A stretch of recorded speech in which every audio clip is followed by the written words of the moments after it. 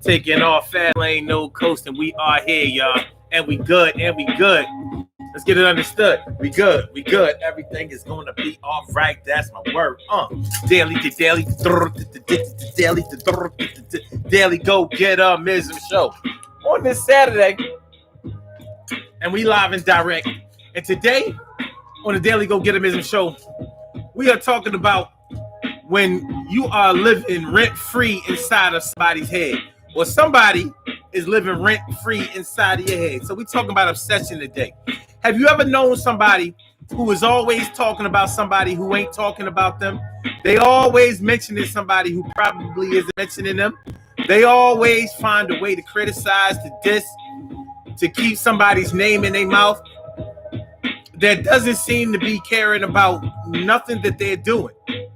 They're living rent-free inside of their head.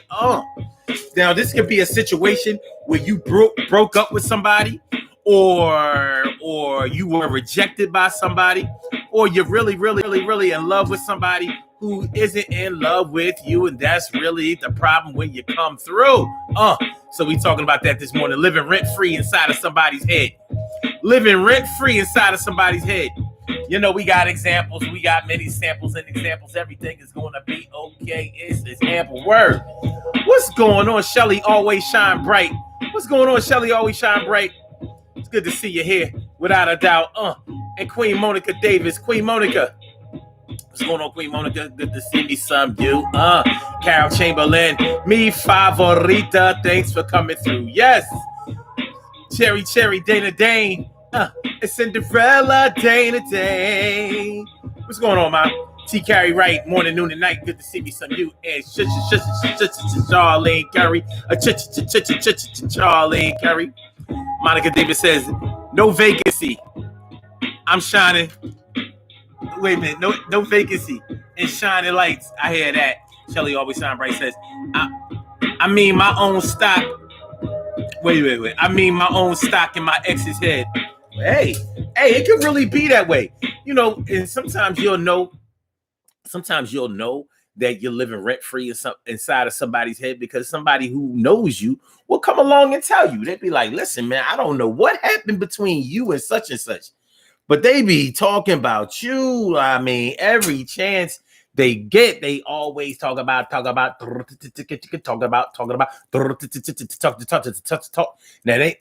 more than likely they're talking about you in a negative way, whether that negative way is criticizing you, dissing you, trying to turn people against you, or when they're trying to explain their position about you and what happened between you and them. And it may not have been anything significant that really happened between you and them, but in their mind, it's a big deal. This can happen with somebody you just went out on a date with. You went out on a date with them, and maybe the date didn't go as planned for them. Maybe it didn't go as planned for you. Maybe, you know, y'all went out and everything, and it was like, well, you know, we had an all right time, but that person ain't for me. I'm not really feeling them, so I'm not going out with them again. But that person wanted to go out again and again and again and again and again and again. And you may have thought that it was a little odd that they wanted to go back out with you again because you don't think that you showed them a very good time. Maybe they were a weirdo. Maybe they were acting kind of crazy. Maybe they were rude and obnoxious or whatever. You had to check them like, yo, what's wrong with you? Like, yo, I'm ready to go back to the crib right now. And no, you're not coming back to the crib with me. I'm going to my house. You're going to your house. This date is over. But to them, it was like a challenge. Yeah, that day didn't go very well. But in their mind, they like, well, I think we should try it again. You know, they might be looking at it like opposites attract. And you like, no, ain't no opposites attract in this situation. In this situation, I'm out of here. This is a deuces. I'm chucking up the deuces to you, baby. You know, so it's definitely a difference of opinion. But now, here you are living rent-free inside of their head, inside of their mind. They can't stop thinking about you. They can't stop bringing you up in conversation. They're telling all of these people who don't know you all about you. And the people who do know you, they are definitely making sure that they make it known that you and them had a thing. And it may not have been a thing. It may not have been a real thing. But they're making sure that everybody knows that, like, oh, God forbid that you and them did the nasty, a little nasty. You gave them a little something. Maybe it had been a while for you. And you was like, I don't really like you, but I'm horny. I don't really like you, but I'm horny. I don't really like you, but I'm horny. I'm going to let you get on top of me. Get all on me. Could have been a situation like that. So when it goes down like that, you've left them behind. Like that situation ain't for me. But they're looking at it like, shoot, you just didn't give me a chance. You just didn't believe in me. You just didn't. You just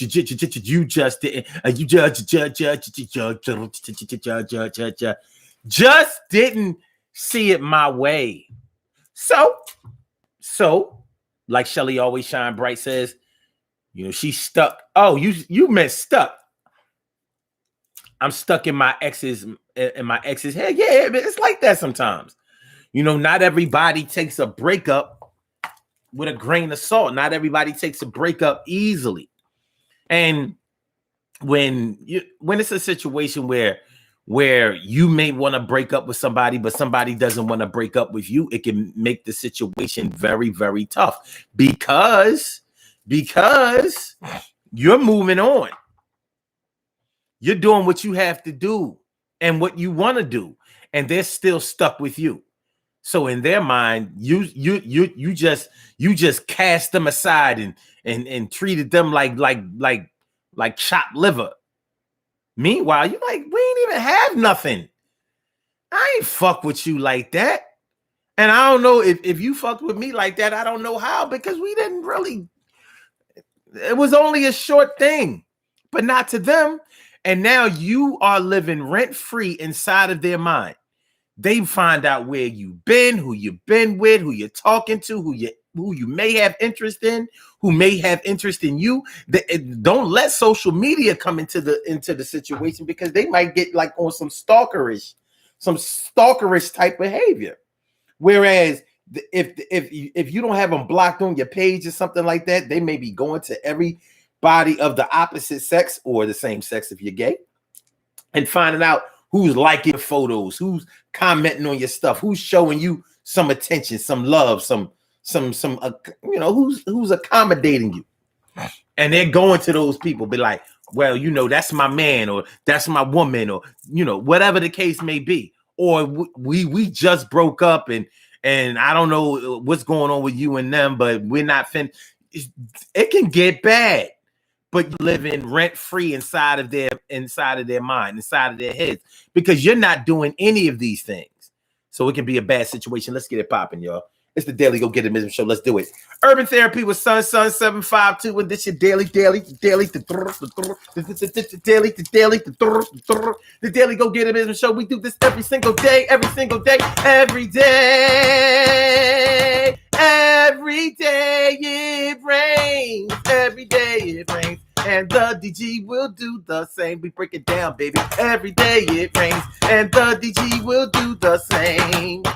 Every day it rains, and the DG will do the same. Every day it rains, and the DG will do the same. Every day it rains, and the DG will do the same. I am your host, Sun 752, aka Omar with the. And if you can't say Omar with the, well, then you just say Omar with the R. It's the Daily Go Get It Mism Show on this Saturday morning, second day of Pisces. It is it's 20th of the month. Yes, it is. It's the 20th of the month. We almost done. So yeah. So this morning on the Daily Go Get It Business Show, we are talking about living rent-free. When they're living rent-free inside of your head, when you're living rent-free inside of their head, what's good? What do y'all know about this topic? I got an example for y'all, one that y'all can definitely relate to. Even if you were a fan of this person, you cannot deny this fact. 45 45 had former President Barack Obama living rent-free. You can't deny it. Every chance he got to talk down about Obama, to diss Obama, to criticize Obama, to complain about Obama, to compare himself to Obama. He took the opportunity. And it was so obvious because we had never seen any other president before do that. You never heard George Bush bring up anything that Bill Clinton did. Ever. I never heard Bill Clinton's name come out of George W. Bush's mouth. And with Bill Clinton, you never heard him talk bad about George H.W. Bush, Senior Bush. You didn't. He never did that. You never heard George H.W. Bush talk anything bad about Ronald Reagan or the way he did things or whatever. Didn't happen. Ronald Reagan never talked bad about Jimmy Carter. Didn't happen. Didn't do it. But 2017, 2018, 2019, and 2020, Donald Trump talked about Obama every chance he got. The former president before me, and he didn't do this. Even in times when he should have shown decorum and leadership and respect, like when he was talking to the youth. I forgot, it was some Boy Scouts, some bullshit. He was talking to some white boys. And he was talking about, did President Obama ever do this for you guys? Did he ever come and talk to you? I was like, what the fuck? I'm like, this is your king? And this is your king? Yo, I wasn't ready. I was not ready. But for 4 years, former President Barack Hussein Obama was living rent-free inside of 45's mind. All up in his head, and he did nothing to slow it down, throw you off the trail, nothing. He let it fly. Like, well, yeah, shoot. I'm better than him. And people need to know that I'm better than him. And why? No, you're not. You weren't better than him. Everybody looked at you real funny when you would try to intimate that you were better than the former president. And why are you talking about the past administration when it's your time to shine? This is your shit. But that's not how it works when you have an obsession with somebody. When you have an obsession with somebody, they're living rent-free inside of your head. They all up in your mind. They all up in your thoughts. And there's no evidence to support that they're talking about you, worrying about you, thinking about you. But you are talking about them. You're thinking about them. You can't even escape it. And you are definitely making sure that you get the team involved to try to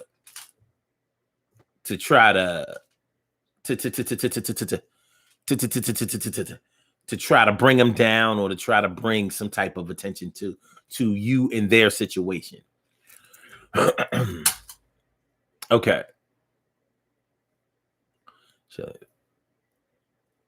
Okay. So let's go. Oh, my brother from another mother, Norris Hill. That's up, my brother from another mother, Norris Hill. What's going on, my brother? Thanks for coming on through. It's good to see me, some you. Wait a minute, I thought I saw him. Did I not? Oh, my bad. My bad. Annette Davis, the number one. Annette Davis, the number one. What's going on, my good to see me, some you. And Emily Dunlap in the house. I said it, Emily. What's going on, Emily Dunlap? How you feeling, ma? So Carol Samuel says, yep, that's the only name he knew. Man, you're right. He would have tiffs, excuse me, disagreements with everybody who opposed him. but he didn't mention their names like that. Like Nancy Pelosi. He talked about Nancy Pelosi, but Nancy Pelosi was active in politics. She's the Speaker of the House. He didn't take every opportunity to mention Nancy Pelosi, and she was clearly against him all the way, without a doubt. Clearly, openly. So I don't even like Nancy Pelosi, but one thing I did like was when he was giving the State of the Union address or whatever.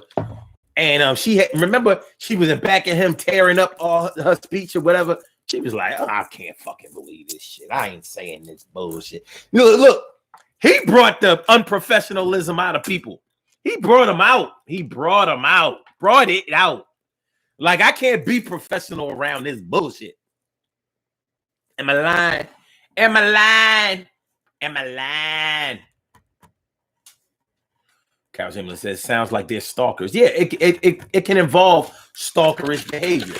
But that's, well, there is no denying that when you're dealing with a stalker, you are definitely on the mind of a stalker. You know how stalkers try to be everywhere you are. I think that it's safe to say that they're thinking about you. Annette Davis says, or asks, so how do you get someone out of your head that you see on a regular basis? I don't know. Maybe you should not put yourself in a position to see them on a regular basis. But ultimately, it's not their fault that you see them. I'm not sure if fault is even part of the equation. The situation is this. If you are having negative thoughts about this person, or if it's becoming unhealthy, or if you have an unhealthy obsession with this person, you have to do some work on you. Like for every sickness, there's a cure, but there are also symptoms, and there's also some things that happen that led to the illness in the first place. So you have to kind of go back and find out what that is. Because this is one of those things that you'll wind up beating yourself up over. Because the more that you think about somebody that's not thinking about you, the more that you try to get next to somebody that's not trying to have anything to do with you, the more you're going to start feeling even more rejected, because you're going to act on that after a while. See, the problem is when someone is living rent-free inside of your head, you can't stop thinking about them. And more than likely, you can't stop thinking about them negatively, because you want attention from them and they're not providing that. Now, sure, from an outsider's perspective, you could ask, well, why would you want to be with somebody that doesn't want to be with you? Well, it happens every day. So I'm not going to get into all of that. It's elementary and it's complex at the same time. But ultimately, if somebody is not doing anything to be a part of your thoughts, but you can't shake it off, and it's stopping you or hindering you from moving forward, from being successful, from enjoying life, you need to do some internal work. The problem is this time it really is you. It's not them. It's you. Even if they did something to you. Well, how is it that they did something to you and they were able to move on, and probably had? Maybe somebody did something to you and now they out of your sight. They like, look, I hit it and I quit it and I got the fuck out of here. I hit it, I quit it, I got away with it. I hit it, I quit it, I got away with it. I hit it, I quit it, I got away with it. I hit it, quit it, got away with it. I hit it, quit it, got away with it. And now you stuck. Was it the best sex you ever had? Probably not. But people stay with people all the time when it's not the best sex that they ever had. There are other things that make you like a person.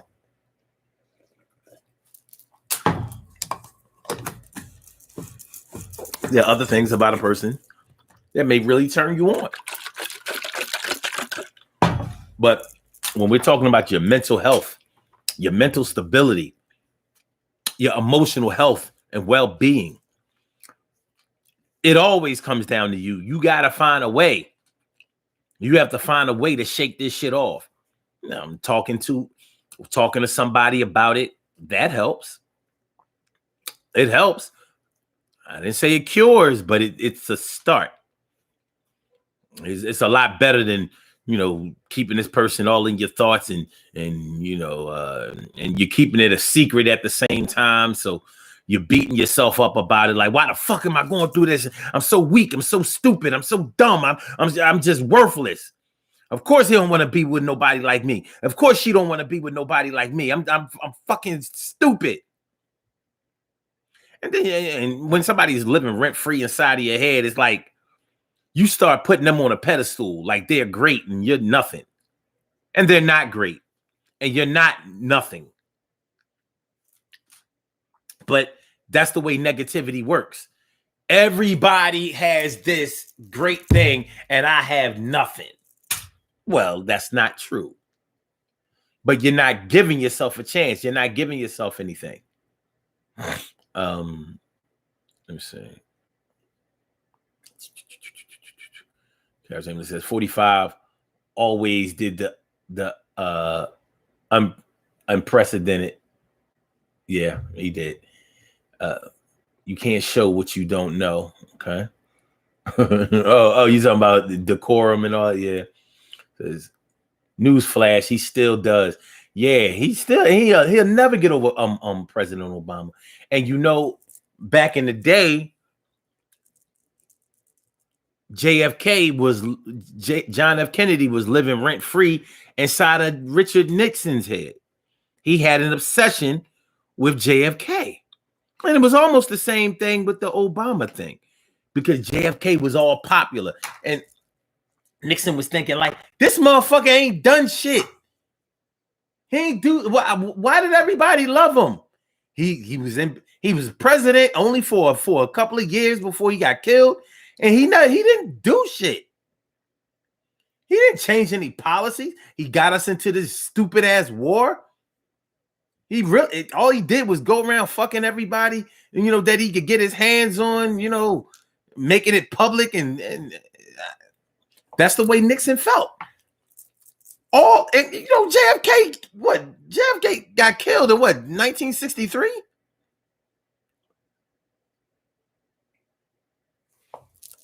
It was 63, wasn't it? Like, when you really think about how long ago it was, it's like, and we still be talking about this cat?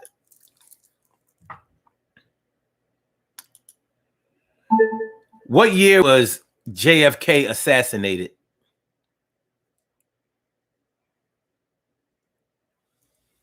Here's what I found. Yeah, November 22nd, 1963. I mean, when you think about how long ago that was, we talk about 58 years. 58 strong, And he died in 63. Nixon didn't get elected president until the late 60s, after Lyndon B. Johnson, relinquished after he decided he wouldn't run for a second term.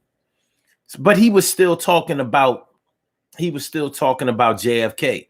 But it was behind the scenes. He didn't get in front of a camera every chance he got or tweet about it. Of course, we didn't have social media. There was no such even word. A tweet was only something that a bird did at the time. But you understand what I'm saying? It was they had written books about Nixon's obsession with JFK. He wanted to be loved like JFK, the same way that 45 wanted to be loved like Obama. I think he did it. I think he got loved like Obama. He just didn't get loved by the same people. But he got a lot more votes. Obama didn't come close to that many, to getting that many votes in either of the times that he got elected. So Donald Trump got more votes than Obama in a losing effort.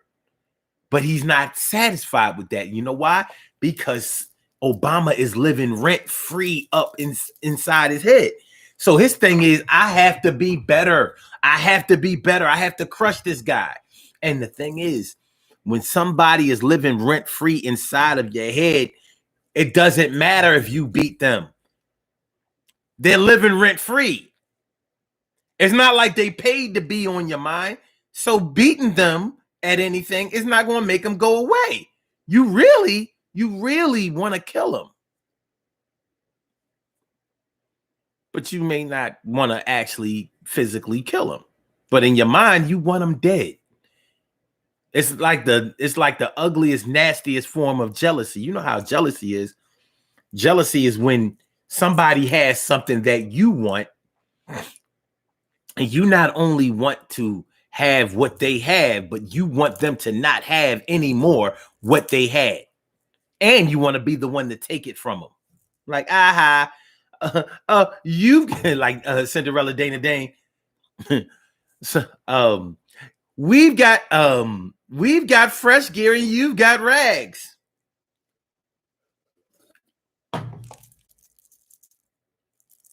You know, on the song Cinderella Dana Dane, he said, I lived in a house with my 2 stepdads and 2 stepbrothers who treated me bad. I cooked, I cleaned, I scrubbed the floor, and I was like an errand boy running to the stores. My brothers, they used to boast and brag. We've got fresh gear and you've got rags. Even worse than that, to make me feel low, they gave me a straw hat while they had Kangos. That lets you know how long ago that was. A Kango, though. You had a straw hat and they was wearing Kangos, so they was... Hoo-ha! Yes, y'all. To the beach, y'all. Take it out, y'all. Check out.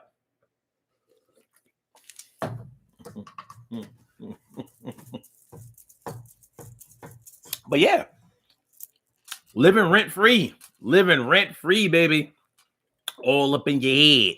All up in your head, son. I would keep these glasses on, but I gotta clean them. I don't know. I gotta clean these, you know what I'm saying? Because, you know,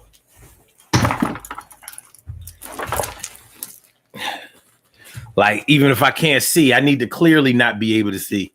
I can't be blurry, not see it, you know? Let me see.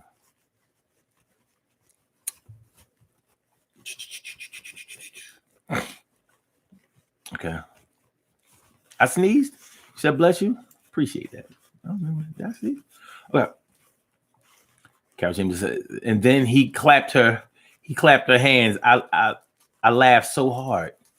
Damn, I'm lost. I don't even know what y'all talking about. And then David says, so I should distance myself from this person. Well, maybe, but like I said, the person is not the problem. The problem is you. You have to do some work on yourself. Like, and I only say that because of this. Let's say this. If I'm afraid of dogs, the dog is not the problem. The problem is my fear of dogs. So I need to put myself in a position where I can get comfortable with the dog.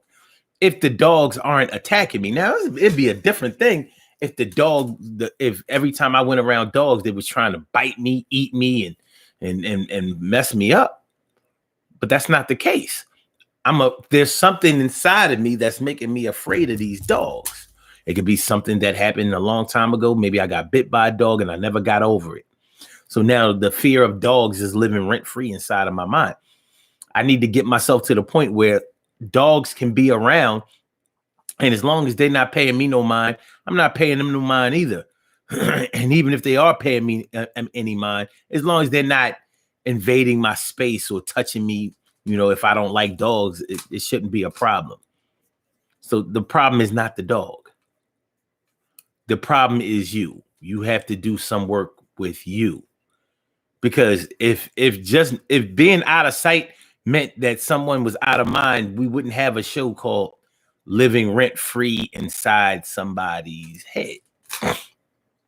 So now, if the person that you're talking about is a family member that lives in your house, well, that's a difficult fix and an easy fix at the same time. It ain't that hard. It ain't that hard. One of y'all got to go.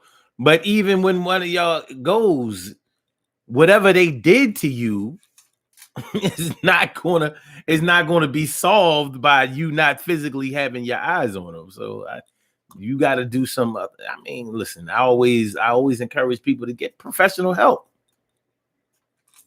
but you need to be able to be around dogs.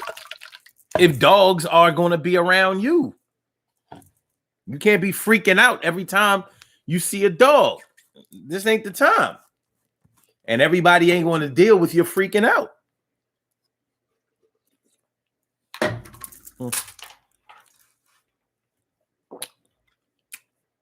1963. Okay. Nixon was sour grapes. Kennedy defeated him. Didn't? Yeah, he was mad about that. But he really resented the hold and the popularity that JFK had. He resented the shit out of that. He had some valid arguments. JFK really didn't do shit. I wasn't alive during that time, so I can't speak on why he was as popular as he was. But I don't know. It must be a Gemini thing. These Geminis they be getting away with fucking murder. Donald Trump, JFK, Tupac Shakur, Kanye West. They just seem, in the public eye, they just seem to be able to be the most unstable, but always the people defend them to the hilt. You can't say shit about Tupac fans to Tupac fans. Like, he's Jesus. No, not only was he the best rapper, but he was the realest. Like, no, the fuck he wasn't the realest. Where do y'all get this shit from? Now, I can speak on that because I was alive. He was nowhere near the greatest rapper. It kills me when motherfuckers have him in their top 10. I'm like, all right, well, it's an opinion-based subject, so I'll give him that. But I'm like, that motherfucker was not that good. He made a lot of records, but they wasn't that good. And his rap style, like, it just wasn't. Now, that's my opinion. But compared to other rappers that are still alive, I'm like, what are you, crazy? No, that's a slap in the face. How you gonna have a KRS-One still alive and was alive back then and say that Tupac was the greatest rapper? Are you fucking crazy? Biggie too. And I was a Biggie fan. But no, get the fuck out of here. How you gonna have an LL Cool J who's still alive and talk about some Biggie or Tupac was Biggie was a Gemini too? And how you gonna say that either one of those was the greatest rapper? You're tripping. At least Biggie was good. But I'm like, I don't know. I don't know. But Biggie, Tupac, JFK, Kanye, you can't tell their fans nothing about them. Nothing. Not a goddamn thing. You can't tell them nothing. I'm like, all right. So I don't know. I don't know what JFK did back in the day. I asked my mom and my dad. They like, I don't know, he was president. I don't know why everybody seemed to like him. I mean, you would think that JFK brought black people and white people together. No, he didn't. No, he didn't. Really, like it or hate it, the only president that really did anything in the way of bringing different races, well, black and white races together, or trying to do anything progressive for black people, was Lyndon B. Johnson. Now, you could say that he did it because he had to do it, but no, he didn't have to do it. He didn't, but he did do it. That whole civil rights thing, that's Lyndon B. Johnson. He didn't just allow that. He was instrumental in it. He pushed that agenda. Speaking of Lyndon B. Johnson, you know he had an obsession with like pulling his dick out. Did y'all know that shit? Like this nigga would pull his dick out. He had like an obsession with his dick. This shit was fucking crazy. This nigga would pull his dick out like, yeah, white boy. Like, yeah. I know y'all ain't never seen no dick like this before. Damn y'all. LBJ, nigga. Ask Lady Bird about this shit. Hey, Lady Bird. Hey, Lady Bird. Yeah. It's kind of crazy. History is a bitch. So, all right.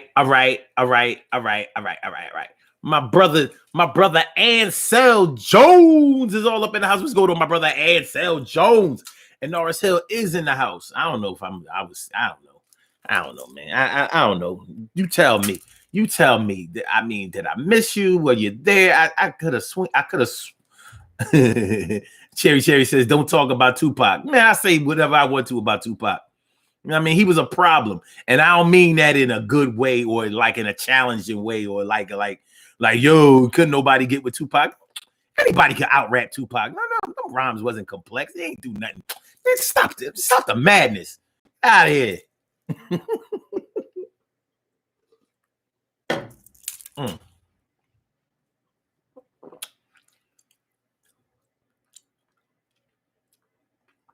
Like I said, you can't tell Tupac fans nothing. I'm like, you know, he was born in New York and raised in New York, right? Then he moved to Maryland. He's a New Yorker. Brooklyn. He was born in New York, raised in New York, moved to Maryland, went to high school, graduated from in a Maryland high school, moved to the West Coast when he was 17, died when he was 25. How are you from the West Coast when you get there at age 17 and you die 8 years later? 17 on the East Coast, 8 on the West Coast, and you make songs called California Love? The West is the best? And I'm like, so y'all West Coast niggas going, y'all, that's how y'all, yeah? You can do that? I didn't know you could do that. But you can't tell Tupac fans none of that shit. Like, yeah, but I'm saying though, it don't really matter. Yes, it does. You can't take somebody who grew up in Newark, New Jersey. If you are born and raised in Newark, New Jersey, and you move to New York, you from Jersey. No matter what, you got the same accent, probably dressed the same, got the same kind of swag, the same influences, same music, same culture, all that kind of stuff. But you from Newark. You still are a Jersey native. So let's say you spend the first 17 years of your life in Newark, New Jersey, and you are 40 years old now. So 23 of your years have been spent in New York, where you live. Are you from New York? No.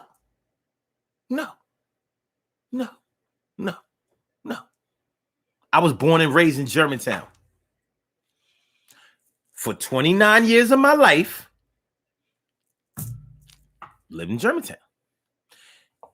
Moved to North Philly in the year 2000. Here it is, year 2021. Am I from North Philly? No. I am if you from South Philly, because they don't know the difference between North Philly and Germantown and none of that. Down. But I can't be where I'm not. I can't be from where I want to be from. It don't work that way. It just don't. Now, if he was born in New York and moved to New York when he was 8,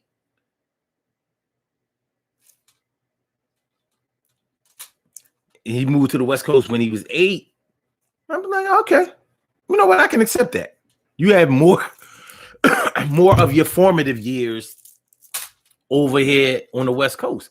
Because look at the boy Ice-T. Ice-T was born in Jersey too. He moved it to the West Coast when he was like 12. Now he's a West Coast. Well, he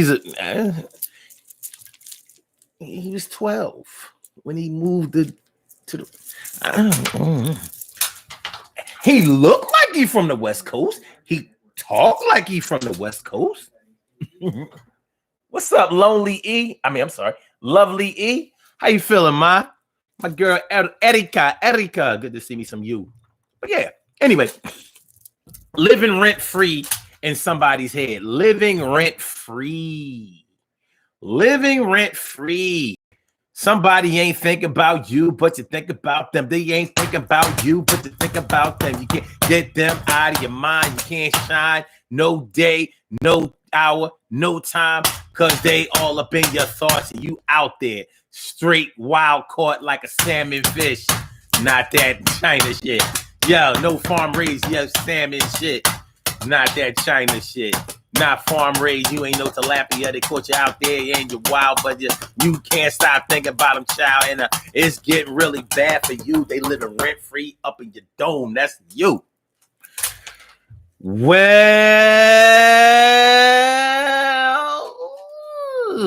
like I said, it's a problem. It's a problem. It's a problem when somebody is living rent free all up in your head, and it's a problem when you are living rent free in somebody else's head. It's a problem.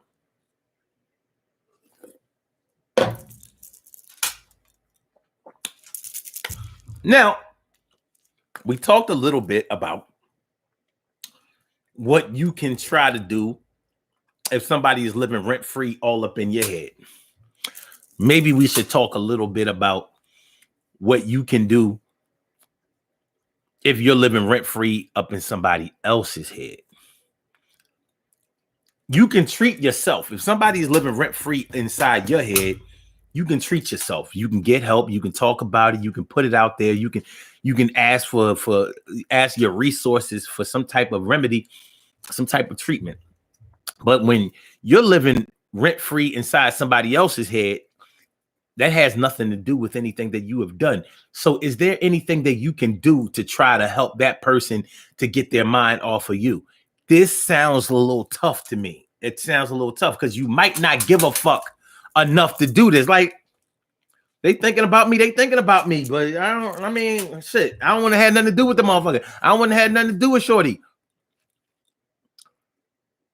It's something to take into consideration because when you're living rent free up in somebody else's head, it can get really bad. John Hinckley, the man who shot Ronald Reagan. Ronald Reagan was living rent free up inside that man's head, and he tried to kill him. The guy who killed John Lennon, John Lennon, the singer from the Beatles. He was living rent free up inside his head. Now, sure, he had mental illness. It was crazy.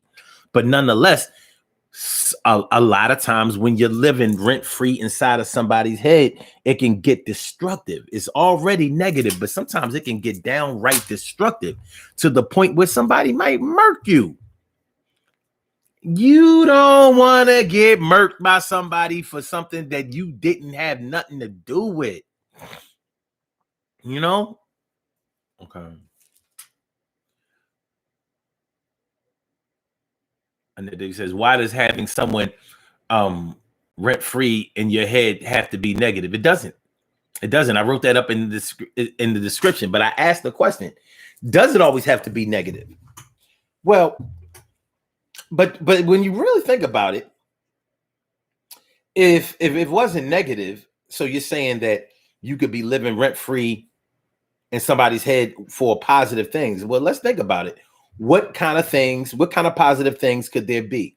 Like, okay, let's say that you really love somebody, you're really in love with them, but would you consider it to be them living rent free in your head if they were actually giving you something to love, if they were giving you something to hold on to, if they were actually reinforcing the affection that you have for them, maybe even reciprocating it? I'm not sure if we would call that living rent free. we would call that love. That's what I'm thinking. Now, I mean, listen, I welcome y'all opinions. Y'all know y'all can call in. It was real nice to have some callers last night. It was real nice. And we can still call in. And the number to call is a 319-527-6199. That's the number to call. I said a 319-527-6199. Yes, y'all. I said a 319-527-6199. Yeah, get on the line. I said a 319-527-6199. Yeah, get your shine, baby, Get your shine, baby, Get your shine, baby, Get your shine, baby, Get your shine, baby, Get your shine, baby, Get your shine, baby, Get your shine, baby. 319-527-6199, baby. The Daily Go Get It Business Show. Y'all know it's totally uncensored. Y'all know y'all can say whatever y'all want to say, and I ain't gonna stop you. But anyway, yeah. So, yeah, in the description of the show, I was asking, is there a way that it could be positive? Does it always have to be negative? Now, I'm thinking that the only way that it could be positive is if you really have a healthy obsession with someone. But is there such thing as having a healthy obsession with someone?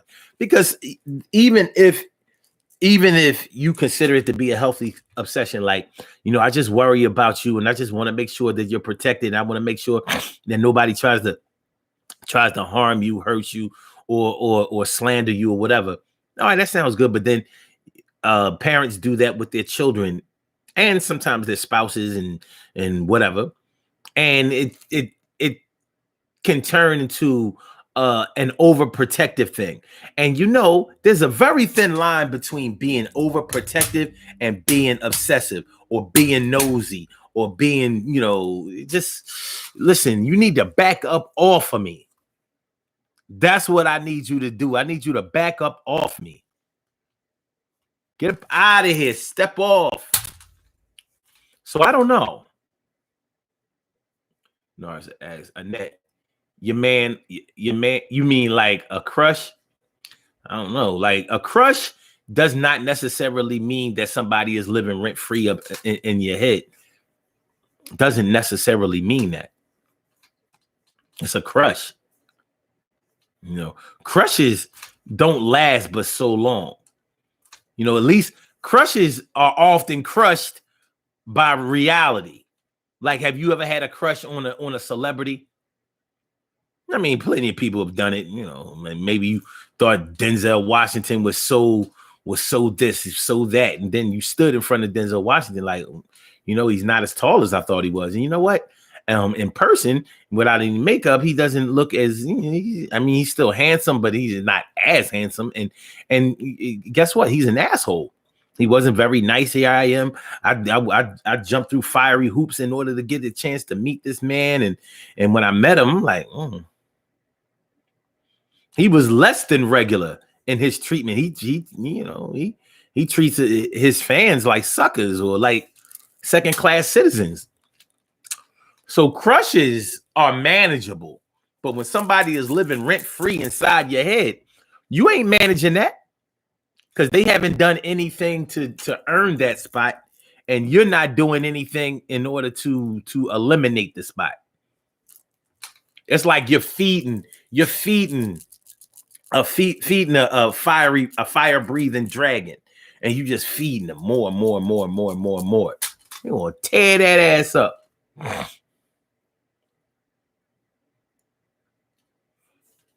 Okay. Okay. Let me see. Let's see. Ansel says, wait a minute.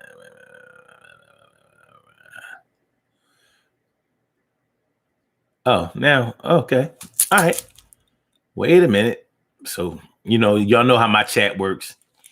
I start scrolling, then all of a sudden I see these comments that just come out of nowhere.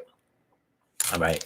Carol Chamberlain says, it's the Kennedy legacy, even though it was a tarnished legacy. Yeah. Well, when you talk about the Kennedy legacy really started to pick up steam when JFK became president. And then when he got assassinated, and then, you know, years later, 5 years later, when Bobby Kennedy got assassinated, Ted Kennedy became a senator and all of that. But the thing is, you know, I don't know what the Kennedys were before JFK got elected. I don't know, but I know what it was after he got elected. So I'm not going to say that JFK was the biggest part of sparking what the Kennedy legacy is, because I mean, honestly, the Kennedy legacy is all about death and destruction and assassination. Unfortunately, you know, that's why JFK Jr. did not want to be president. He was like, "Nah, I'm good." He wound up fucking still getting, no, he still wound up dying tragically, you know?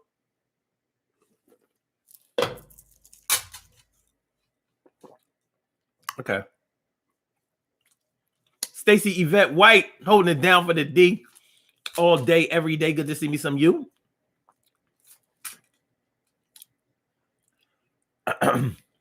Yeah, this is Sherry says, Lyndon B. Johnson said, "I'm going to show you." Yeah. He definitely lived up to his hype.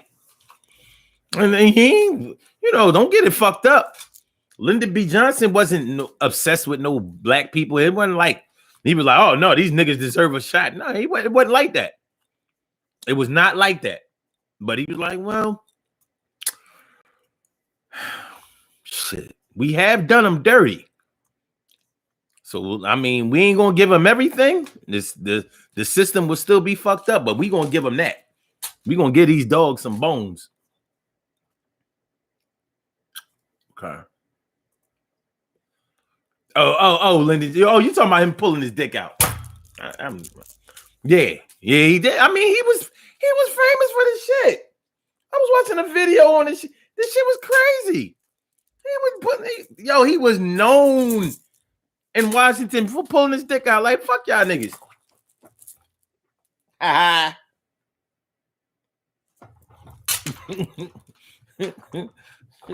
So you got a pissing contest for real. And so Jones talking about Tupac, Baltimore and Los Angeles. Born in New York, though. He was only in Baltimore for a little bit of time. Born and raised in New York. Wait a minute. It was Harlem. It wasn't Brooklyn. My bad. It was Harlem. It was in Harlem. Shout out to Corrupt. Yeah, Corrupt knew like, no, I ain't from Philly either. I'm from Yaden, and Yaden is right outside. Yaden could be considered Southwest Philly, but it ain't. It's out in Delaware County. It's not in Philadelphia, so he could not say that he was from Philly, and he didn't. He knew the rules, but you know, Corrupt ain't Tupac. And Tupac ain't from LA. Even if he was, he wouldn't have been from LA. He would have just been from California because he was in Oakland, not LA. Miles and miles. That's, you know how long it take to get from LA to Oakland. That shit ain't no short ride. They wasn't bullshitting on Poetic Justice. That shit is a hike.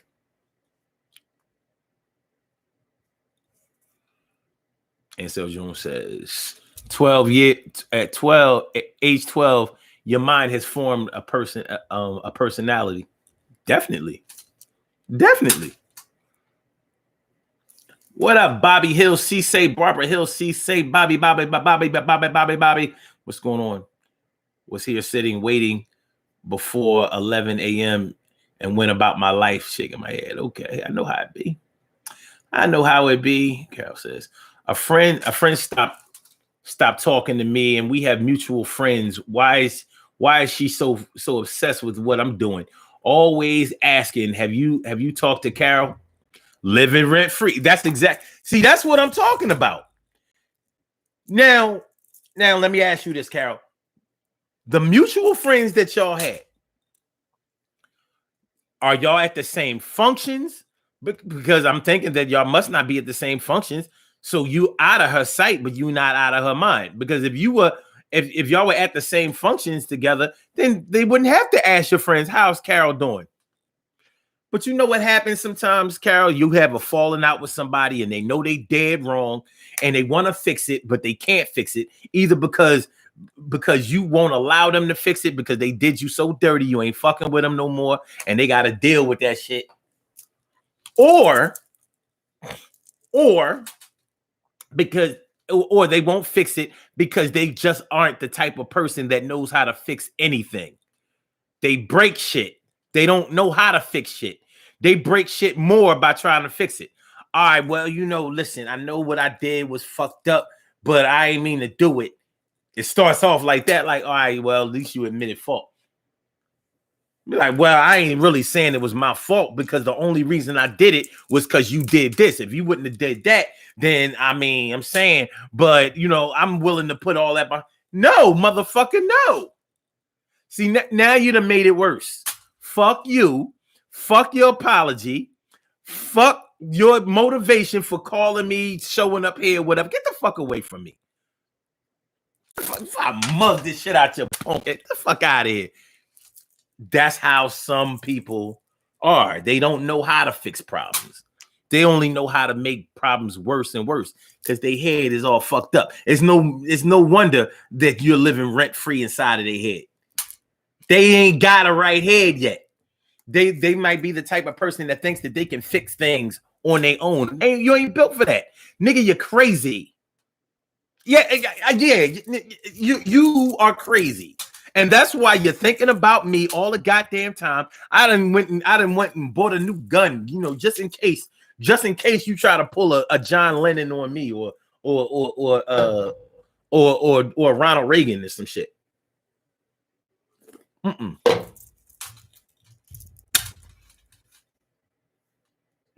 Okay.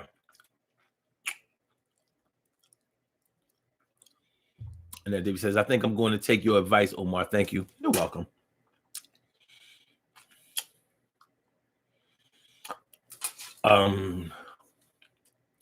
Stacey White says, stop fussing about Tupac. Y'all almost made me totally violate. I ain't listen. It just is what it is. Yo, this fanaticism, niggas gotta stop. I can love a family member. I can love somebody, love them to death. It doesn't mean that I don't see their flaws. Tupac fans don't see flaws. Oh no. Like, how is it Donald Trump fans don't see any flaws in Donald Trump? How you don't see nothing wrong with what he did? Well, I'm saying like he do this and he do that, but that ain't really nothing compared to what he's done. I'm like, are you crazy? It's the same thing with Tupac.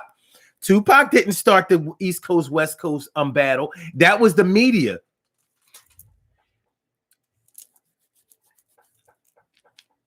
It was?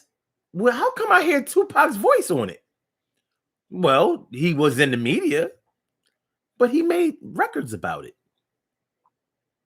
East Coast versus the West Coast. You can't say it out your mouth and then act like you didn't say it unless you're Donald Trump or Tupac or Kanye. I don't know. But yeah, no flaws. Everything he did had an explanation. Donald Trump supporters, fans, whatever. Everything he did, no matter how foul, no matter how irresponsible it was, no, he had a reason for it. And anyway, that's just a small thing compared to black.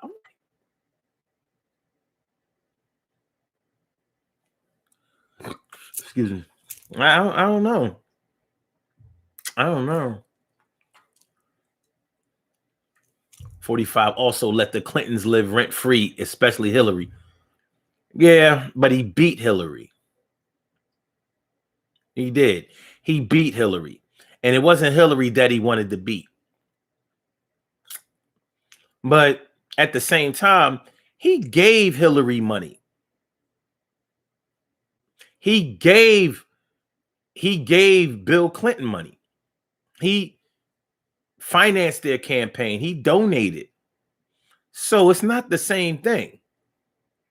But Barack Obama, nah.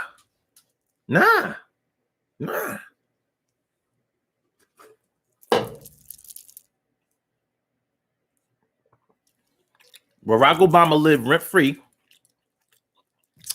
in 45's head. He lived rent-free in Rush Limbaugh's head. And all of those other conservative talk show hosts, Sean Hannity and all them, inside of all of the white supremacists' head, he lived rent-free. Still living rent-free. They're still busy trying to erase his legacy. It's the most irresponsible, destructive political shit I've ever seen in my life. And it's still active.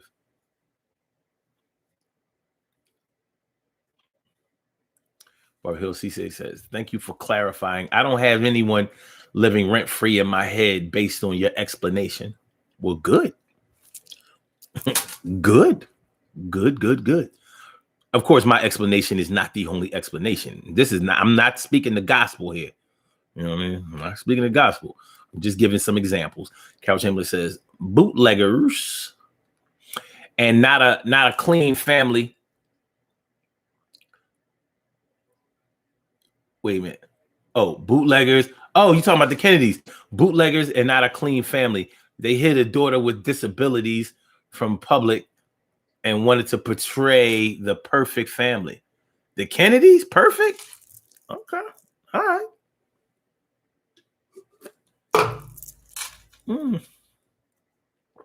So that's how it was going down. Okay.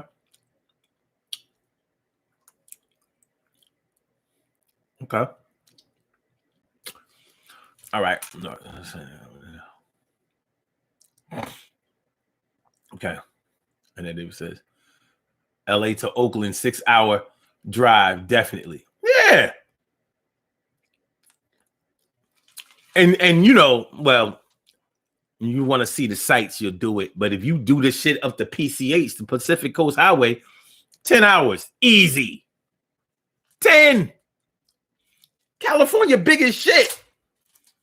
Long ass state. It take up the whole West Coast. When you talk about West Coast, you're really talking about California. You got California that's shaped funny, like it's shaped sort of like this, taking up the whole West Coast, and then you got little ass Portland, that shit like this, and then you got little ass Washington, that shit is like this, and that's why they call Washington State the Pacific Northwest. The Pacific Northwest. They don't say that shit about California. They be like, oh no, the West Coast. You have to be specific when you're talking about Seattle, Portland. That's the Pacific Northwest. When it's cold and rainy. Seattle is a disgusting place. But I've never been there. What do I know? Oh, damn. I'm busy looking up the damn. We got callers. Yo, what the fuck? I'm sorry. I got these two screens so this wouldn't happen. And look at it. Look here. It's happening.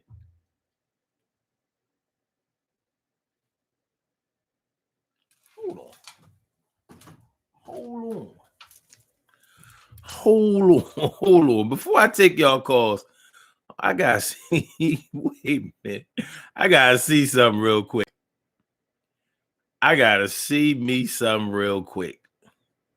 Cause let me see.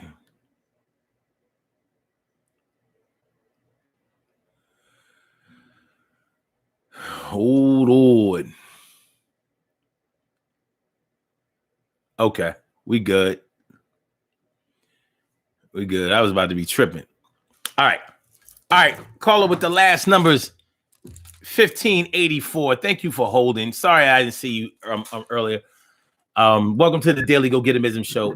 And call after that with the last number 7605. Let's go. What's on your mind? Caller with the last numbers 1584. Good morning or good afternoon. Thanks for taking my call. Thank you for calling. Appreciate me some you. Yes. So I wanted to talk about my manager at work and how she was occupying space in my mind rent-free, because I felt, you know how you always feel like your manager has it in for you? But prior to that, I was told she was high maintenance as far as her expectations. She's very nitpicky, even down to having you adjust margins and put periods on certain things.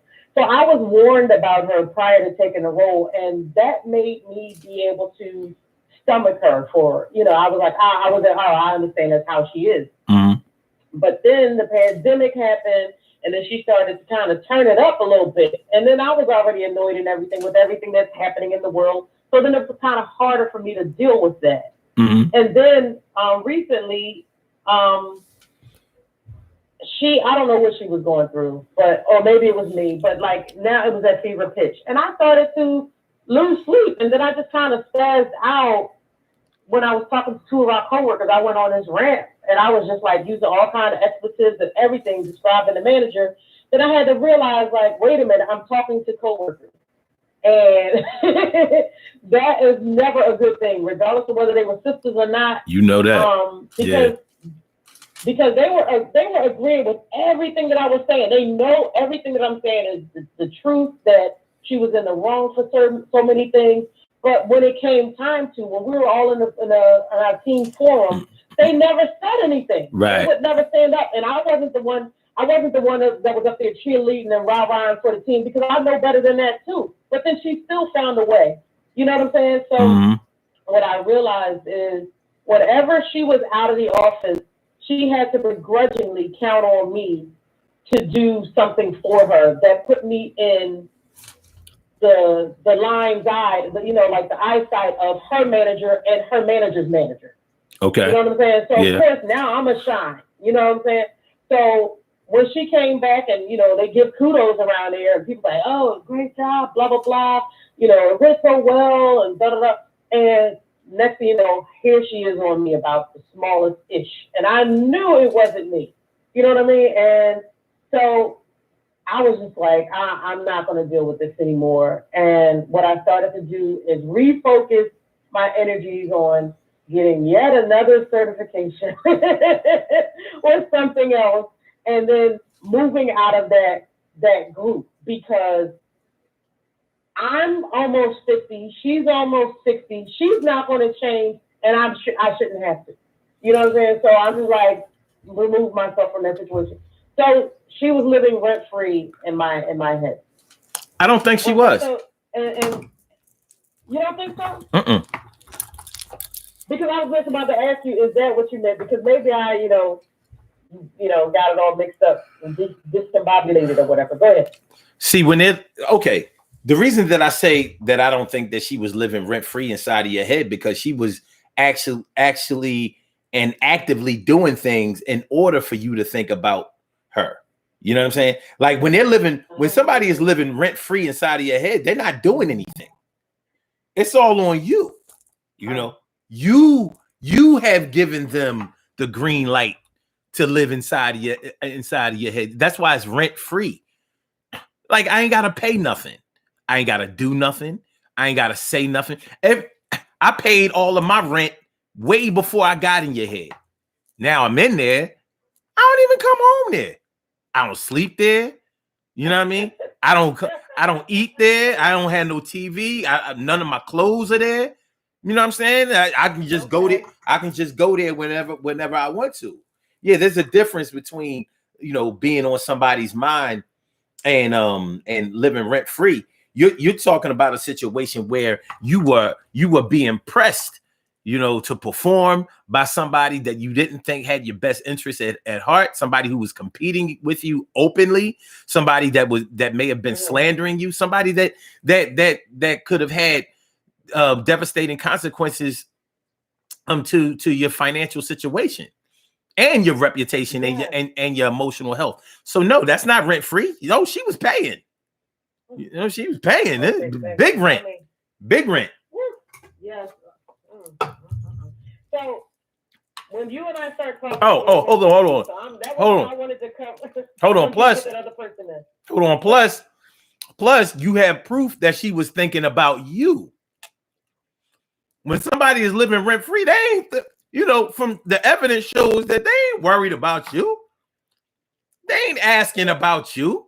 They ain't talking about you. They not coming around you. They not observing you. They not in the background. You know what I'm saying? They not, like in the same Facebook groups. You know what I mean? Just watching what you post and where you post and shit, and making sure that they don't like those comments or even are shown, viewing those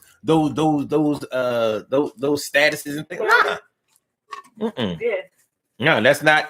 Yeah, she was doing a lot. She was doing too much. It was obvious. Like, if she and I had a conversation on something, we would be in a meeting with other people, and she would use my words when she kind of brought up an idea, quote unquote. You know what I mean? Like my exact words. And then, I knew that she was having conversations. I'm a lead, and there's another lead, and she was afraid to talk to me. Like, I'm approachable. I'm just very. I can speak I can be very strong worded. You know what I mean? And, but I knew not to be that way around her because she's delicate. You know what I'm saying? But things that I suggested that she actually, quote unquote, coached me on, say in September, she actually changed the policy to that thing that she coached me on in October. You know what I'm saying? Like, so you're saying I'm doing something wrong, but then you see that I'm kind of a visionary, or that I foresaw we would run into this issue. Now you're changing it to what I said it was going to be, what I said was going to happen a month and so later. But you didn't circle back to me to tell me that it was the reason that you changed it, that I was right. I didn't need her to tell me I was right. It's enough for me to know. Yeah. But like you said, she could impact my money, and that's what was really pissing me off. Don't mess with my livelihood. Yeah. Because you're And like I was saying, it's bigger than just. Well, the financial impact is large, but the emotional toll that having your you know what I'm talking about. When you lose the fight to keep your job, that fucks with you. You know what I'm saying? Because you gotta ask yourself, what am I even really fighting for? I don't even like this shit. If it's a situation that you don't like. But, it becomes professional and it becomes personal. It's like, I'm only here to try to make a couple of dollars. You know what I mean? Feed my family, put a roof over my head, have something nice to drive, live, get comfortable, retire like everybody else. And why people want to fuck that up? Listen, everybody got hired. Everybody has a job. Everybody gets a check. Why can't we be happy with that?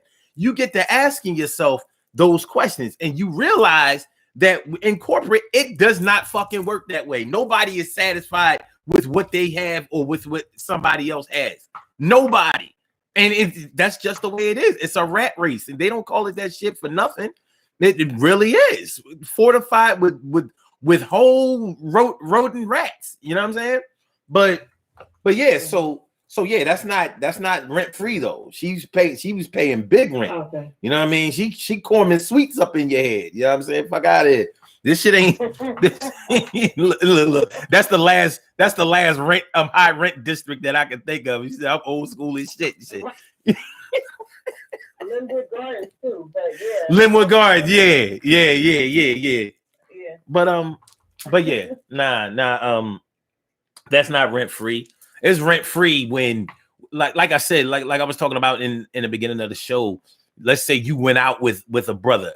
Y'all had a all right time, not a great time. You know what I'm saying? But it was okay. But you wasn't feeling him, so you decided I don't want to go out with you again.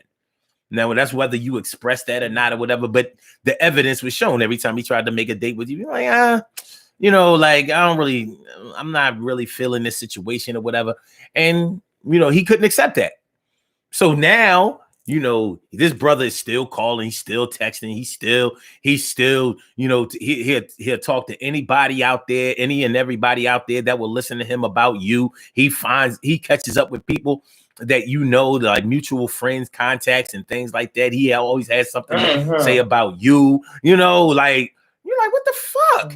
Like you may not have even kissed the boy, but it's unhealthy because you're thinking like, I've done so little to receive so much attention from this person. Like, what's really, really good? Like, I could see not being able to move on from a situation that had become somewhat serious on both sides. But at least give me a chance to play somebody before they start feeling about me this way. Like there's no way that any good can come out of this situation. So that's what living rent free is all about. Like you done moved on, got with somebody else, broke up with them. You fucked up a little bit over them and all that. And this motherfucker over there, like, who? Man, I don't even like Rob. Get the fuck out of here. You know what I'm saying? Like, I let the motherfucker take me out one time. We went over to the Aramingo diner and shit. You know what I mean? Had some pancakes and shit. You know what I mean? This motherfucker, he been sending secret roses to my job ever since. I didn't even know where I worked. I said I worked at the airport. How you find it? Wow. But like damn. But yeah, it's like that's living rent free inside somebody's head. You are not fueling this. You are not promoting this. You are not helping him to you are not hindering his ability to get over you. And you're wondering how come somebody else hasn't stepped in and caught this man's attention.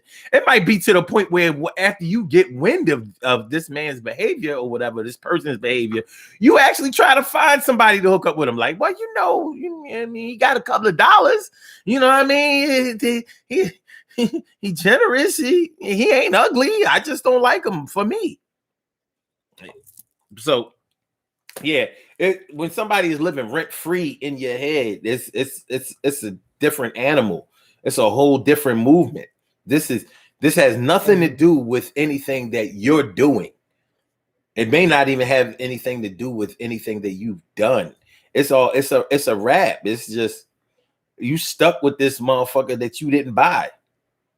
This is it's different. Like remember how back in the day you get 10 tapes or 10 CDs or 10 albums for a penny. You know what I mean? You stuck with the Columbia House joint. You know what I mean?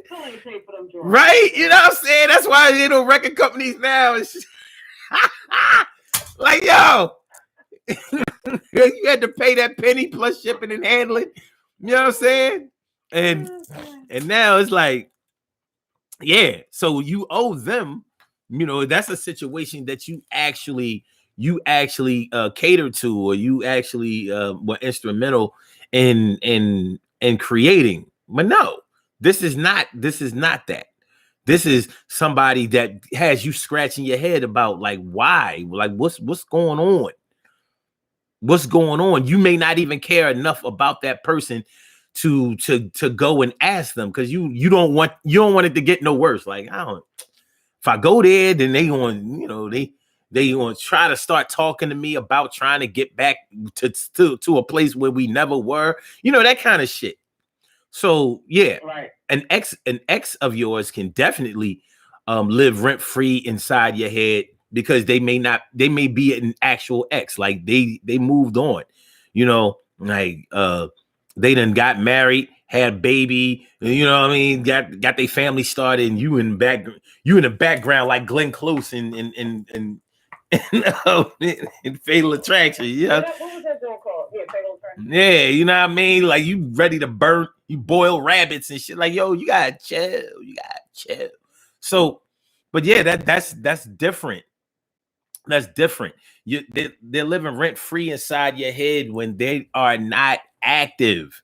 You're active with them. They're not active with you. And sometimes it can surprise the shit out of you because it might be somebody so far in your past you done forgot, you know, and then you catch up to them and find out that you living rent free inside their head, and you're like, you may not realize that it's as serious as it was. No, you might, pick up the phone, call them like, hey, listen, I heard you ask about me, whatever. I'm just calling to see how you was doing. And they dump all this shit on you like, yeah, I've been following you. I saw when you were, oh, congratulations on, when you got your promotion at the job and when you got this award. And like, huh? Yeah, they got your whole scouting report. You ain't even know where they lived. You had to get listen. It might have been they may be the type of person that don't get their number changed, like me. Like if you had my number 20 years ago, you got my number now, and they might be that type of person too. So you have to go back in your last 4 phones. Like, yo, let me go. You know what I'm saying? Like, oh shit, oh yeah. There's no way that their numbers still be the same. You dial the shit. Well, I'll be goddamn. The number's still the same. And then they drop all this shit on you. They dump all of this shit on you about your history that they've been following. All the while trying to convince you that it's just like matter of fact information. Like, well, yeah, everybody knows about when you got the tooth pulled last Tuesday. No shit like listen, they know they know your children's conception date of their baby. Like, oh, whoa. How do you know the conception date? God. I ain't say the birthday. Like, wait a minute. The doctor don't know that shit for sure. Like, they know. But you know what the crazy part is? You reconnect. Why is it that when you reconnect, you had somebody else waiting? I keep saying that because I know how they be waiting in queue. Are they still waiting? No, they backed out. Oh, okay. So, but like when you reconnect with somebody that you dealt with years ago, you don't realize that they've been like you said, they've been thinking about you this whole time until I had somebody that was going to my mom's house. I lived in New York. I was married and everything. They was going to my mom's house just to check up and see how she was doing and sitting there talking to her and asking her did she want anything from the store and all that kind of stuff. And when I did reconnect with that person, they were saying weird things like, those kids should have been mine. Like, how could my children should have been yours if we wasn't even like, that's the kind of delusion that you don't realize that, like, yeah, Rashida, she should have been my daughter, but I wasn't in touch with you then. Or, like, I don't know. You know what I'm saying? So rent free, baby. What you were talking about. Rent free, but the thing is, but he got the rent paid through your family members. That's why sometimes you have to pull a gangster move and tell your family, like, no, don't accept, don't let them come around and shit, because they'll do dumb shit like come around on a holiday when they know that you're gonna be spending your holidays with whoever you're messing with. You understand what I'm saying? And they just pop. Oh, well, I didn't know you was gonna be here. I was just dropping present off for your mom because I do that. Me and your mom was always cool, so I just came over here to drop her present off. I ain't know. It's the fucking 25th of December. If I'm gonna be here any other time, it would probably be this time. Well, I ain't know though. But I ain't know. Fuck. So, yeah, cats cats will get into that kind of thing. And so they're still getting their rent paid. You inside their head, but it's not 100% rent free because they getting the rent paid by your peoples. So sometimes you got to tell your peoples to shut that down. Like, listen, I understand, you like them. Yeah, and, sometimes sometimes your people will actually, sometimes they like who you used to mess around with over who you're messing around with currently. So on the low, they fucking shit up for you. They turning the screw on the low. So yeah, it's a tough situation. Yeah, and this guy was somebody that I wasn't even in a relationship with. Like, he was somebody that I knew from 87. You know what I'm saying? Like, I knew him 87, 93, but we were never in a relationship. We messed around. And even when I had a boyfriend, he would show up at the house, and I'm like, what are you doing here? He's like, don't worry about me. I'm here to see you. I'm here to talk to your mom. And go in the kitchen and talk to my mom. Like, 10 seconds. So I should have known he was a weirdo. But anyway. Yeah, well, his name is Rob, which is why I said, damn, you would say Rob. Yo, that's crazy. That's real crazy. You know what I mean? I was just like, yeah, random popular name, but yeah. But you never know when you're gonna be living rent free up in somebody's head. But when you're there, I don't know what you can do to vacate the property. It's really not on you. But since we just about out of time, and we actually did start on time today, relatively. But let me ask you that: if now that you understand what we're talking about living rent free in somebody else's head, we know that there are some psychological things that you can do in order to remove somebody from that vacant property in your head. But do you think that there's something that you can do to remove yourself from somebody else's head? I don't know, because energetically it still happens. You know what I mean? Like, even if that's a tough question. That I can do to remove myself from somebody else's mind. Yeah, that's what I'm saying. It's tough. It's tough because the more you touch it, it's like throwing water on a grease fire. It's like I tried to put it out, I made it worse because they're looking for attention from you. So any attention that you give them, positive or negative, is going to be like, I got a chance. I got a chance. You know what I'm saying? Like. When you look at 45's behavior when it came to Barack Obama, like that shit was crazy. Like, dude, you don't see that shit and be like, yo, I really played myself. I be talking about this boy. Like, no, he stood by that shit like, shit, fuck that. I'm better than that nigga. I'm better than him. I'm, like, look what I'm doing. I'm doing more for his people than he did. And shoot, they should love me. And look, they starting to love me too, dumbasses. But it's crazy. It's crazy. You ain't see Obama took shots at 45 only when he was asked to take shots, only when it was appropriate. You ain't see him just being an elder statesman. Finding his way to a camera and a microphone every chance he got. Like, yo, this boy, this is who y'all brought in after me. Y'all should have gave me a third term. Yeah, you ain't see him doing that shit. Like everybody else showed respect for the office and the position. Not him. I don't know. He shat on that, Dawn. He shat all the way on it. All 4 years, no days off. All 4 years, no days off. But you can't tell his followers nothing. And he's now living rent free. Inside, like inside their mind. Like, yo, y'all. Who wrote?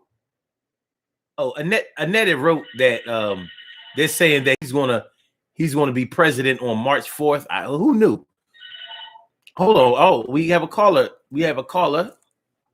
All right, caller with the last number 7605. You're back on. Welcome to the Daily Go Get Show. Thank you for holding. What's on your mind this morning? Oh no, I just wanted to jump in real quick because you were asking, is there anything that we can do to lessen how we live rent free in somebody else's mind, and there's really nothing we can do. A lot of times, your silence or your absence makes it worse. There's men and women out there where you won't even reciprocate their text messages, their inboxes, their flowers, whatever. And in their mind, none of that means anything. They're still there. And I mean, there's really nothing you can do. It's up to them to release you from their mind. Yeah. I was answering your question. Yeah, because like it's a real difficult situation because what can you do in order to, when you try to help somebody else with another problem that they may be having based on some kind of hardship that they're going through, like if you know somebody's having problems with money, you can lend them some money or show them how to get some money and how to be better with their finances. You can actually physically and mentally help them, to improve their situation.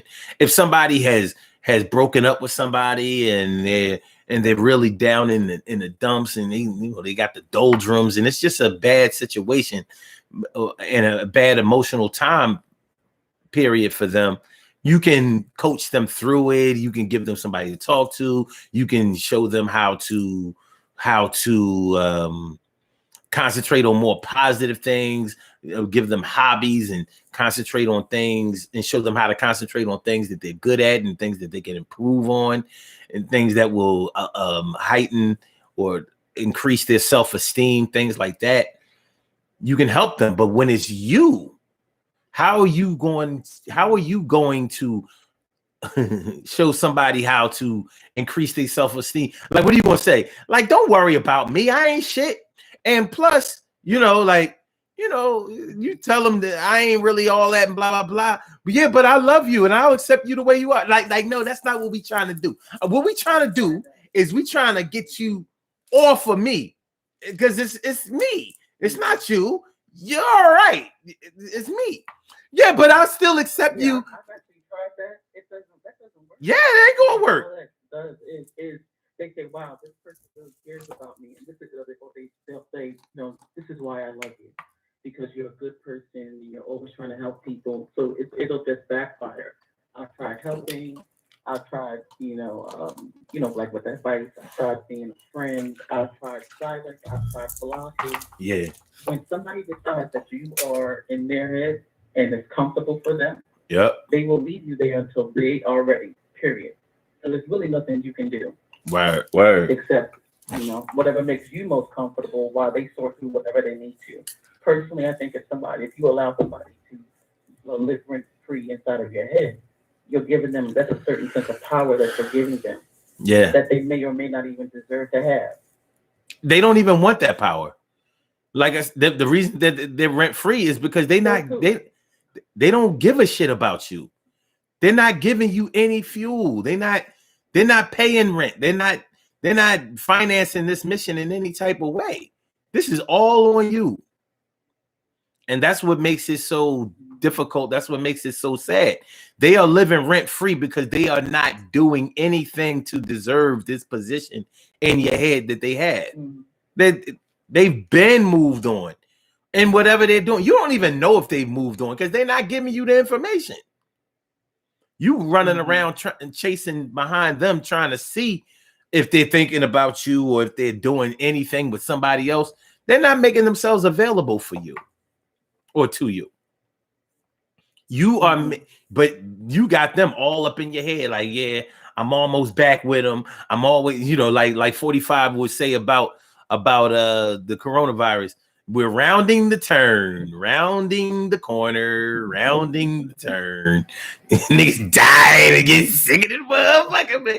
We're rounding the turn. We still rounding it. You know what I'm saying? 1 million people vaccinated. We're rounding the turn. We're rounding the turn. I'm trying to figure out what I'm going to wear for the 1-year anniversary of the 14 days of flattening the curve. That's like, man, listen. Coming up on 1 year. So I'm trying to figure out what I'm wearing. That shit crazy. Now, to flatten the curve. Now, if there was any sense to it, right now, COVID-19 should be living rent-free in his head. Like, yo, if it wasn't for that bullshit, I would have fucking still been president. And I think he actually would have. That shit shut him down. It fucked up everything. It did. Had he not fumbled that, he probably could have got the 80 million votes. We'd have been pissed off, but I know I was prepared for it. I didn't think nobody was going to beat that motherfucker. Shit. Yeah, he was getting strong in ways that there was cause for concern. You know, but for him to get 70 million votes, 70 million, like what? It's only 300 million people in the United States. And plenty of those people are not of voting age. So he really turned up. So, yeah. Shit is crazy. But yeah, that should be living rent-free in his head. Not I guess you could say Joe Biden is now living rent-free inside his head, but Joe Biden is actually paying rent because he's the president right now. Like, yeah, the last administration was fucked up. I'm cleaning up some of that shit, a lot of that shit. But y'all need to leave that bullshit alone. You know what I mean? Look, we try and get a relief program going on, put some money in people's pockets, get the economy back on, have people stop, saying that, we trying to have one world government shit, trying to plant the RFID chip all up in their shit through this vaccine. Shout out to people who got the vaccine. Let me know when y'all start glowing, so I know what I got to do. I know what I'm not going to do right now. You know what I mean? I ain't fucking with that vaccine right now. But I ain't mad at people who have done it. You do what you feel like you have to do. It's just I don't know. One thing is for sure, COVID-19 is not living rent-free inside of anybody's head. Not with these the number of these cases popping up, day after day, and these deaths, piling up. Even if you fudge the numbers, even if they're lying about the actual numbers, the real numbers are bad. You know what I'm saying? So even if you shaving names off the top, it's like, okay, so we're not at 500,000 deaths. We're really only at 250,000. Nah, man, we ain't fucking with that. You know what I'm saying? So it's bad either way. It's just like, it's like putting hot sauce on jalapeno. Like, I'm not sure we needed that, but hey, That's a good one. I'm just saying. All right, listen, I appreciate y'all calling in. I really do. And we're gonna do these birthday shout outs and then we're gonna get up out of here. I want y'all to enjoy y'all Saturday. We got a little bit of sunshine over here in this neck of the woods. So, if you're going out, please wear your PPE. Please be careful out there. Please do your social distancing. Please keep your head on a swivel, and please make sure that if you're in an area where there are maybe not a whole lot of people, but people close enough to infect you, please practice as much social distancing as possible, even if it's no more than asking somebody to get from all up on you. Give me 6 feet, man. Give me 6 feet. I need that right now. People can get mad at you all they want, but fuck all that. Your health is paramount. Shout out to all of my people who have had the virus, recovered from it, and and rest in peace to those who weren't so lucky. So that's how it's going down. So I'll holler at y'all later. Thanks for coming through. Your participation is appreciated. I will dance at your weddings. I will. So we have some birthday shout outs to do. Oh, yes, we do. We have some birthday shout outs to do. So some people were born on this glorious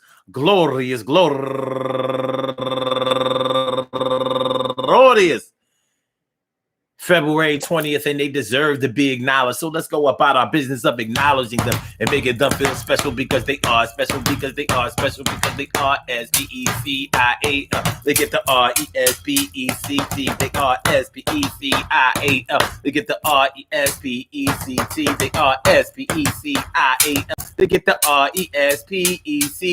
They get number one out the box, Tiffany Sampson Cherry. That must be Cherry's cousin. Turning 38 years old today. Happy birthday to you. And also Sheena Janelle Davis, turning 39 years old today. And Talisa Michelle, turning 48 years old today. And Jacqueline Little, turning 54 years old today. And Deidre Ivory Cash. Oh, Deidre Ivory Cash, turning 51 years old today. Deidre Ivory Cash. Okay. And Vavi, M. Homo DeRosier, turning 31 years old today. And John, the real Blaze Brown, Browntown, turning 50 years old today. And he is raising money for the American Heart Foundation. So do the damn thing. And also Mildred Thomas, turning 53 years old today. And Gabriela Suarez, happy birthday to you. And wait. Annie Reed, happy birthday to you. And Joanne Thompson, happy birthday to you. And Ann Calhoun, turning 52 years old today. And Lachelle Green, happy birthday to you. A lot of birthdays today, right? And Tasha Robinson, turning 45 years old today. Bow, bow, bow, bow, bow. And last but not least, Rosemary Reed, happy birthday to you. I want to say happy birthday to all of you and anyone else out there who shares this birthday on this glorious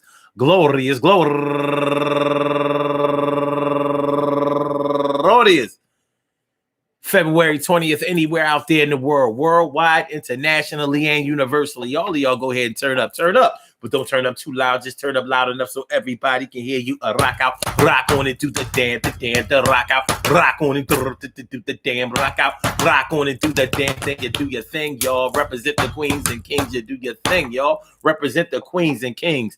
Good things happen to those who wait. Great things happen to those who grind. And anything can happen to those who go for theirs. So go hard, go for yours. And remember, man, we talking about living rent-free up in somebody's head or somebody living rent-free all up in yours. You can do better. They can do better. You can't help them do better, but you can do better for yourself. Talk to somebody. Ask somebody about some advice about how they may have gotten over a situation that was similar to yours. Find out about yourself. Read about yourself. Get to know yourself. Find out what it is about you that is canvassing, promoting, spreading yourself in this way. Like what is the root of this sickness, this illness, this condition? Where'd it come from?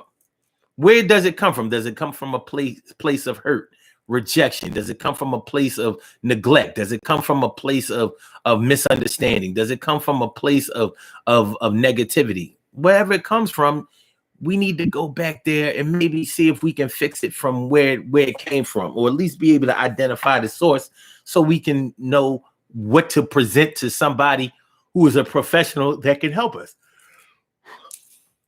Those are things that we can do. And there really isn't any limit to the things that we can do if we really want to do them. So show yourself a little love, show yourself a little respect, show yourself a chance to do better. We take the wackest songs and make it better. Remember to let us into your heart. Then you will start. All right. So that was sort of like KRS-One plus the Beatles. Na na na na na na na na na na na. Hey Jude, Judah. All right. I want y'all to have a great day. more than great.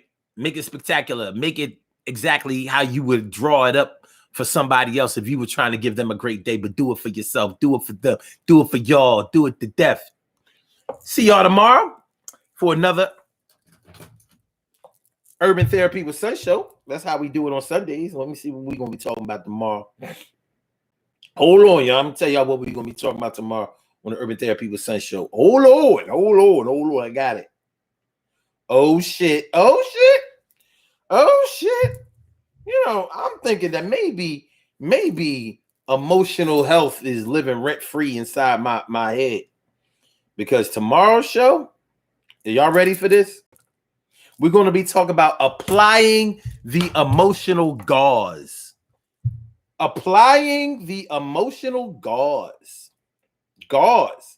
Y'all know gauze is like it's a bandage. You wrap around, a wound in order to stabilize it, stop the bleeding, keep it from getting infected.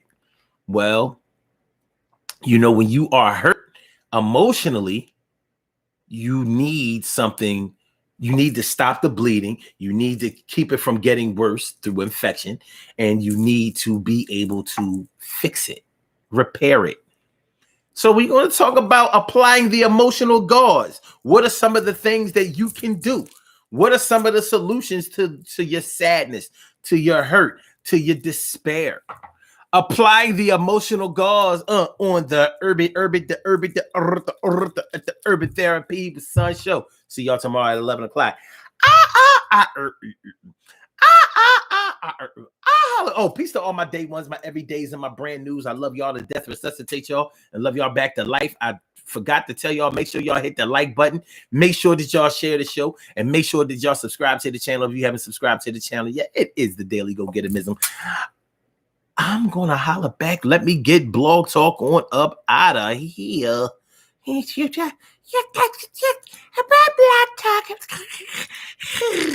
for using Blog Talk Radio. And then my Instagrammers, thanks for coming through and not being scammers. I see y'all, bad mama jack. All right, holla back. Okay, there we go. And my YouTubers. And when I say deuce, I mean peace and victory. Have a good day, y'all. Peace and victory.